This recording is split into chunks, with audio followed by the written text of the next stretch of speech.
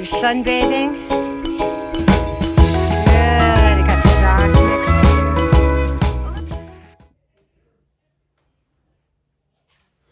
to you. Okay, so this is like my 8th time filming this video, and I feel like I look gorgeous, so I love looking at myself, but it's really hard to talk about the same topic different times, and I kept recording the video, but I didn't know where the videos would go. So please have compassion for me. I'm dying over here. Anyway, I wanted to bring you guys my key, in my opinion, my key to understanding wounds of the consciousness is the first step in healing your issues. Okay? It's awareness. That's what it is. Awareness, and then you go into accountability for yourself and your actions, and then you're in ease.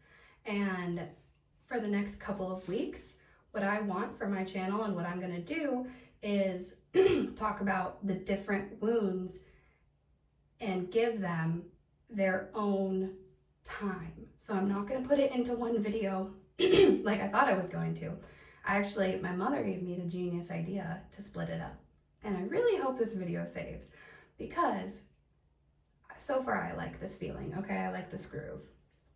So for our first wound that is very important is inadequacy, because it gives us a lot of frustration and overwhelmed with the perceived lack of progress, like I'm not good enough, I'm not worthy, right? So inadequacy is the feeling that we're just not enough, that we don't measure up in some way, some expectation that we've set for ourselves based on what we perceive as happiness.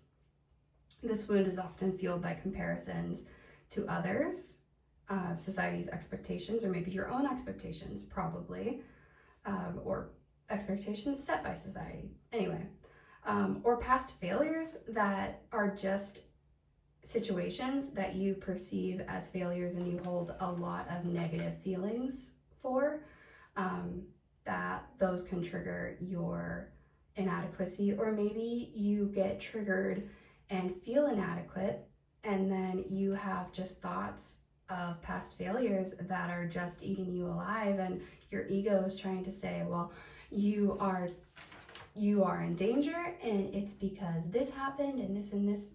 It's ridiculous. Your brain will fill in so many holes just to protect itself, and it's doing a really good job. You have to have just a little bit of that awareness to be like, your brain's doing what it's needing to do, and you're worth it, and you can achieve inner happiness at any moment in your entire life. You just have to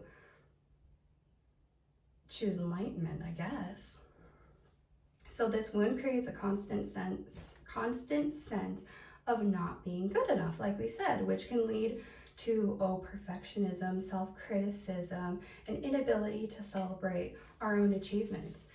It can really damage that inner dialogue that is so important to us and our self-worth and actually our mental health.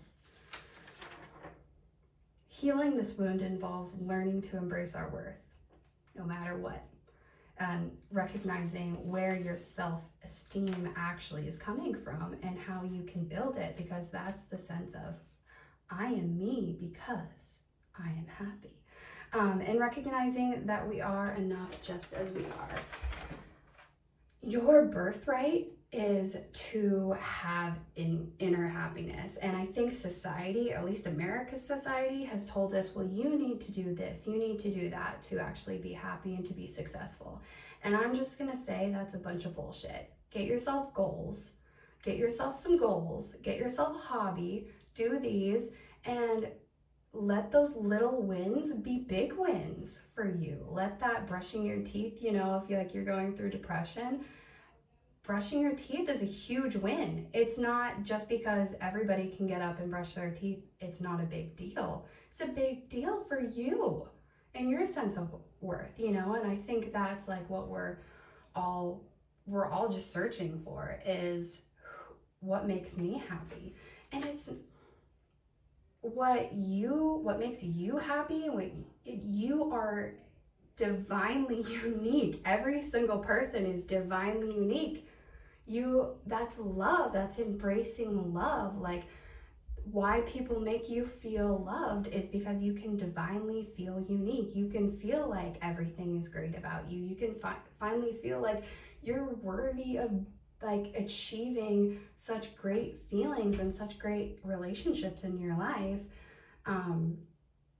But it really just starts with you. And so that awareness of like, I really need to work on myself so that things can be prosperous for me. That's a huge step, and I want that for you.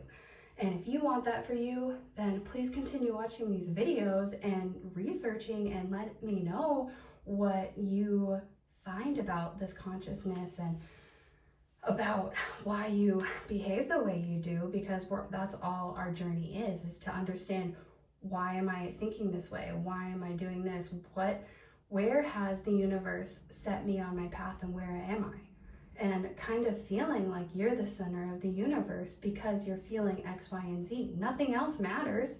Your responsibility is not in anybody else's actions or feelings towards you, but your feelings and actions towards the world. That's it. And it's like, I understand that we don't always know where that comes from, what that path looks like, or how to start that. We're not innate, like we're not born with just that knowledge, but it's so fun and it's so cool as a young person to start saying like, this is my goal, is